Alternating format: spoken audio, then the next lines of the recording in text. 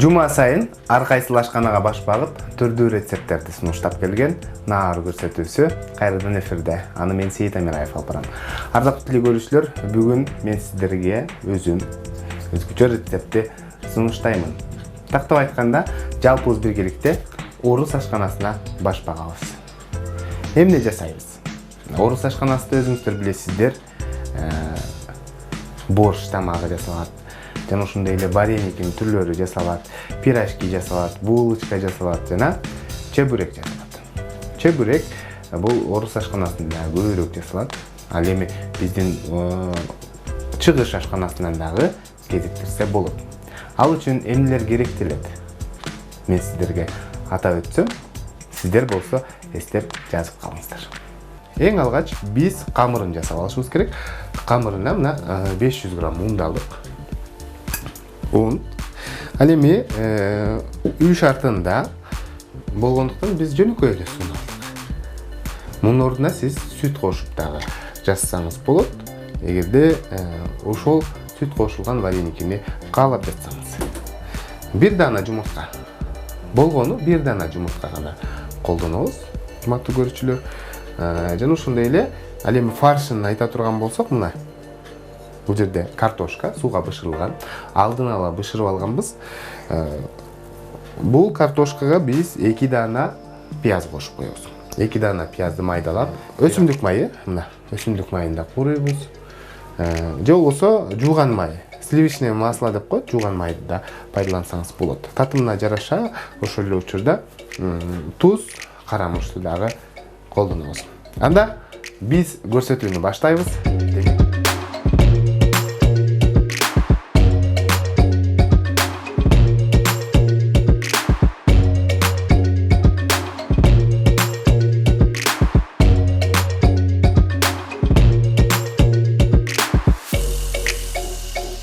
Эң алгач биз бул жактагы унду элеп алышыбыз керек.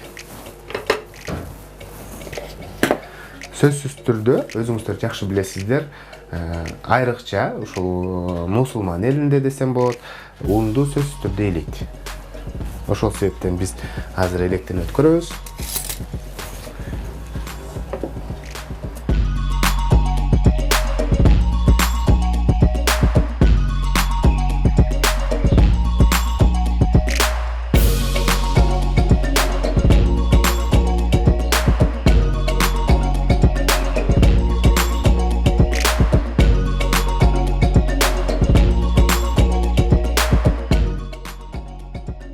Biz эле бүттүк, өзүңүздөр көргөндөй. Электен өткөрдүк. Эми болсо камырын жасаганга киришебиз. Камыр жасаганда мына шакектерди чечиш керек, колду самындап жууш керек.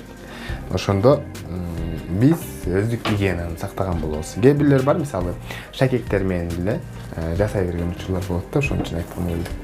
Азыр болсо биз биринчи кезекте бул жерде 200 граммдай өлчөмдө сууну куюп алабыз.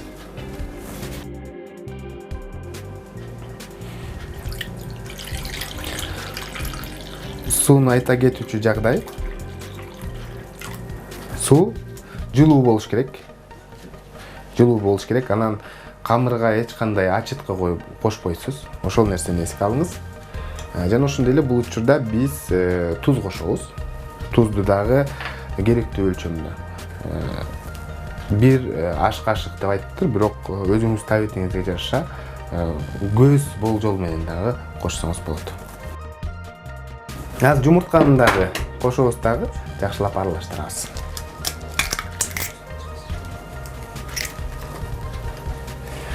Эми болсо жумуртка аралашып, туз дагы эрип кетиш керек.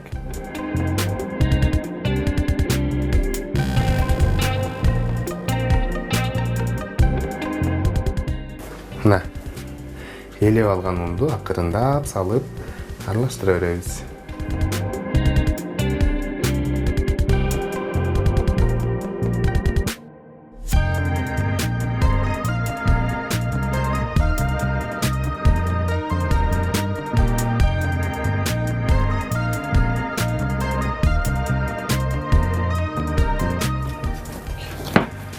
Урматтуу көрүүчүлөр, мына өзүңүздөр көргөндөй биз камырын жууруп бүтүп калдык. Өтө жумшак болбош керек, өтө катуу деле болбош керек. Ошол нерсеге көңүл буруңуздар. Азыр болсо камырды бир аз кыйсалдырып коебуз дагы. Биз фаршын даярдаганга өтөбүз. Анткени себеби фаршын даярдап эле, дароо эле түйө баштайбыз десем болот. Үстүн жаап коебуз дагы, бир четке жылдырып коебуз. Эсиңиздерге сала кетсем, фаршына керектелүүчү азыктар картошка жана ушундай эле пияз. Азыр эң биринчи кезекте биз картошканы пюре сыяктуу кылып даярдап алышыбыз керек.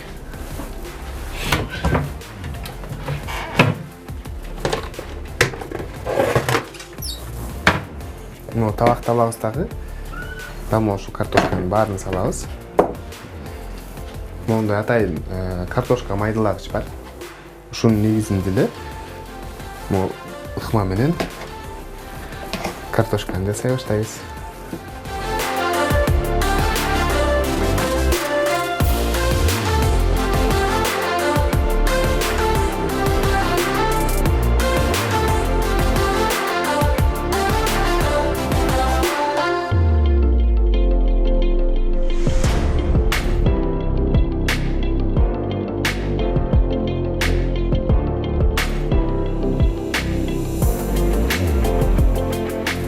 Мына жакшылап биз майдалап алдык.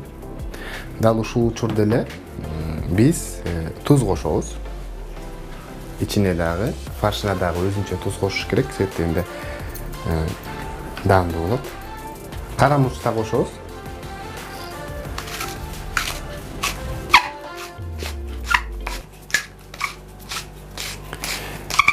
Көпчүлүк элдер кара мурчту пайдаланбайт, негизинен тамакка өзгөчө даам берет десем болот. Ачууну жакшы көргөндөр мындан да көп кошсо болот. Эми урматтуу көрүүчүлөр, биз пиязды майда кылып туурайбыз дагы, аны бир аз майда кууруп алышыбыз керек.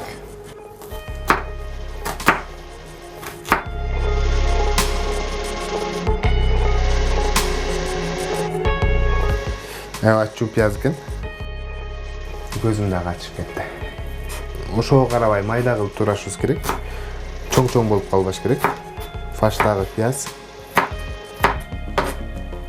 Мына пияз туурап алдык. Азыр болсо бир аз кууруп алабыз сковородкада. Биздин сковородка кызды, бул учурда май куябыз. Өсүмдүк майы жөнөкөй эле.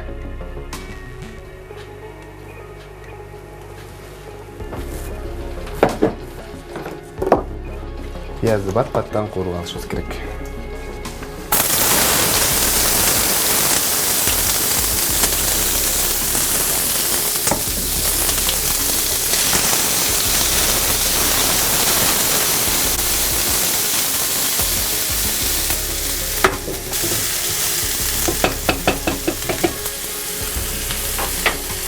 Bir 2 мүнөт куурсак жетиштүү болот. Көп кууруп жиберген да болбойт.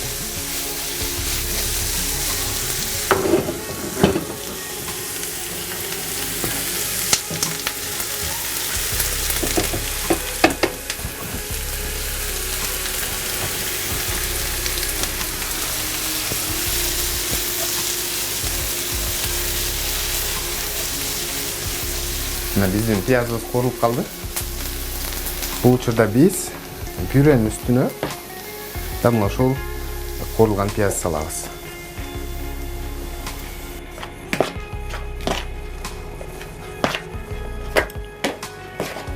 Монтип жогорудагы ыкма менен картошканы же болбосо чебуректин начинкасын даярдап алгандан кийин биз бул жака алып коебуз дагы. Ал эми эс алып турган камырды алып жая баштайбыз. Мына камырыбыз эс алып өзгөчө болуп калыптыр десем болот. Сөзсүз түрдө тактанын деле кереги жок бизге. Бул жерге унду себелеп эле жайсак болот.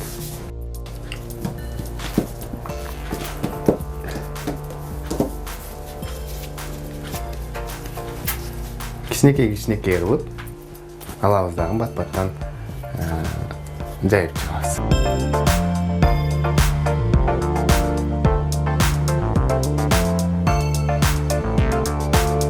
Бирде өлчөмдө болсун десеңиз, сиз бычак менен да кессеңиз болот.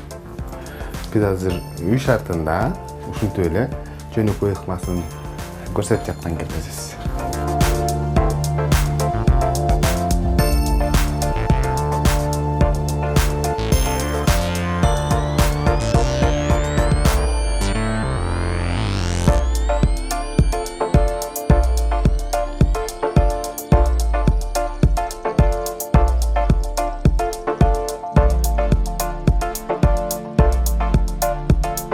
Урматтуу көрүүчүлөр, монтип тегеректеп алгандан кийин биз атайын тактайдын жардамында жайып чыгабыз.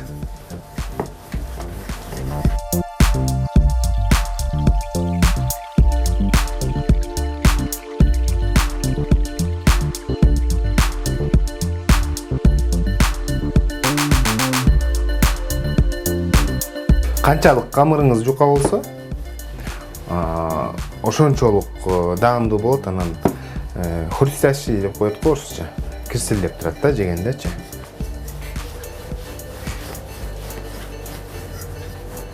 Мынакей камыр.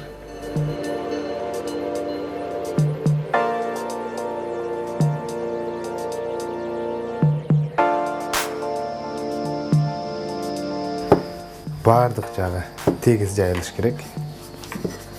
Bir jeri kalın, bir jeri juka болуп калбаш керек да. Ошол нерсеге көңүл бургуз.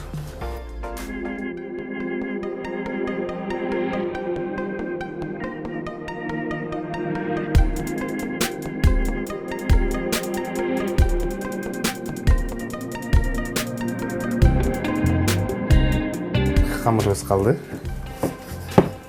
Азыр жайып бүтсөк эле фаршын салабыз тагын. Бышырып алсак болгону.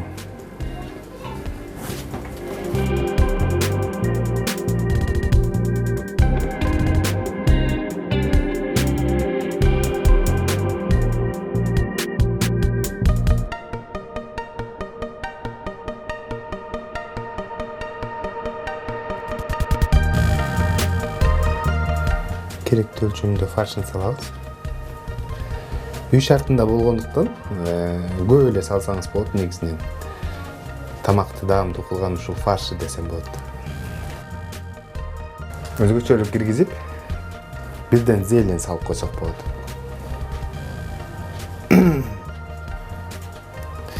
Четтерин жакшылап бекиткенге аракет жасаңыз.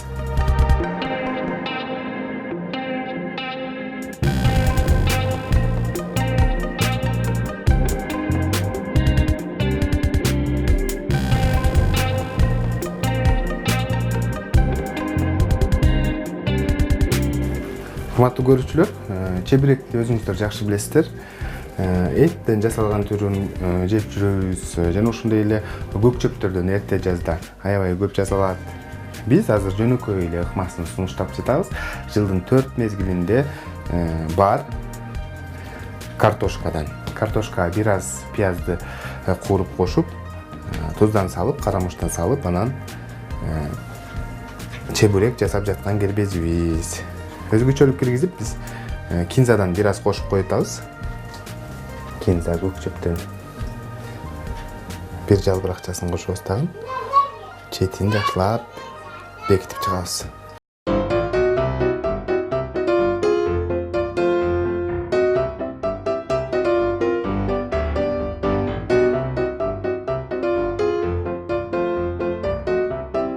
Сиздер наар көрсөтүүсүнө ортоктош болуп жатасыздар.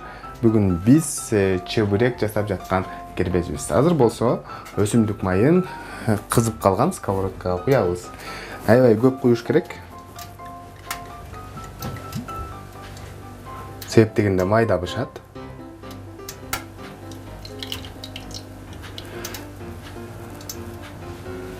Кызыгандан кийин бир-бирден салып бышыра беребиз. Акыркы чебуректи фаршын салып түйүп алсак.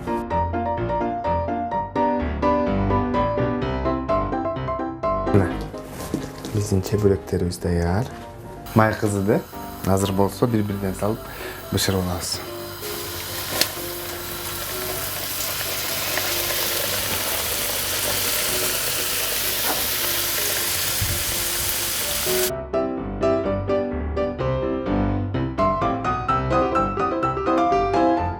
Аябай бат бышат. Кийинки чебүректерди.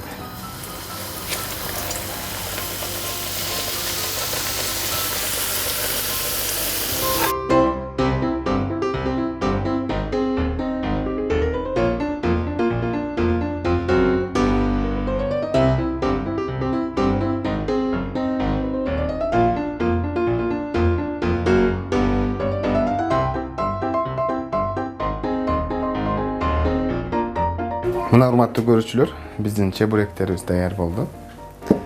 Азыр болсо, эми тарелкага жайгаштырабыз.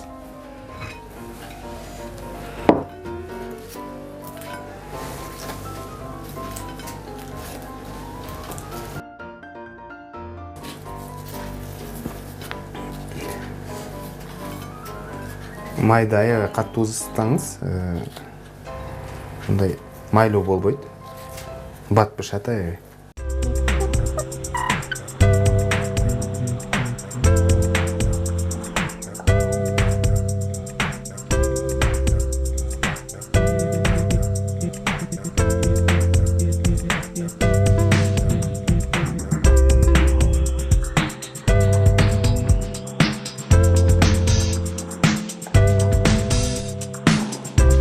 Үй шартында жасалган өзгөчө чебүрек.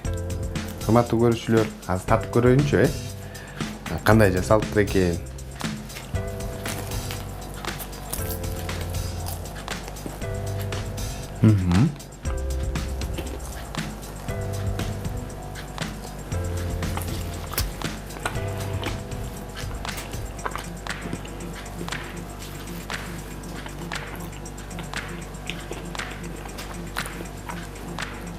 Негизинен мага жагат.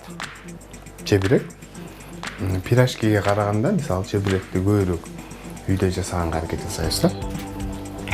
Жаман эмес. Жакшы жасалыптыр. Мына биздин көп убакыт талап кылбаган өзгөчө чебүрегибиз даяр. Урматтуу көрүүчүлөр, үй шартында көбүн эсе чебүрек жасайбыз. Пирожкиге караганда себептен чебүрек аябай бат бышат. Пирожкиде бир аз майлуураак болуп калат да. Эгерде сиз майлууну жактырбасаңыз, анда бүгүнкү рецепт пайдаланып, өзгөчө чебүрек жасаганга аракет жасаңыз. Туура тамактанган адам ооруга аз чалдыгып, бат сакаят деп айтып коюшат. Ошондуктан ар дайым туура витаминдүү азыктар менен азыктаныңыздар. Тамагыңыздар даамдуу болсун.